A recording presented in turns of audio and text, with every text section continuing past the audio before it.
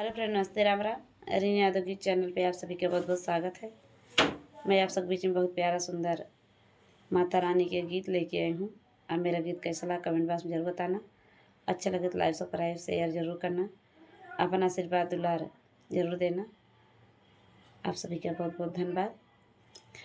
अपने बासुमाई विंध्याचल पहाड़वा, विंध्याचल पहाड़वा माई, विंध्याचल पहाड़वा माई हमारी उमड़ैया भुलाई गईलू, माई हमारी मड़ैया भुलाई गईलू, हे भुलाई गईलू, हे भुलाई गईलू माई हमारी उमड़ैया भुलाई गईलू।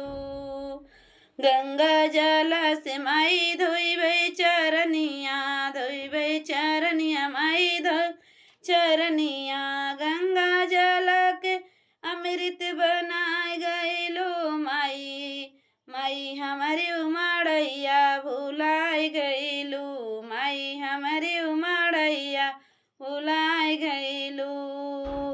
अपने बास माई विंध्याचल पहाड़वा, विंध्याचल पहाड़वा माई पहाड़वा हमारी उमड़ैया भुलाई गईलू, माई हमारी या भुलाई गईलू।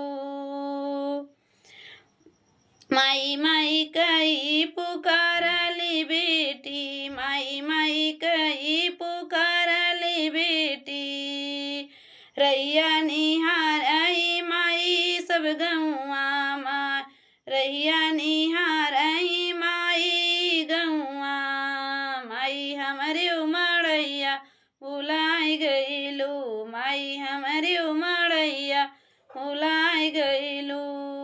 अपने बास माई हड़वा, विंध्याचल पहाड़वा माई, विंध्याचल पहाड़वा माई हमारी उमड़ैया भुलाई गईलू, माई हमारी मड़ैया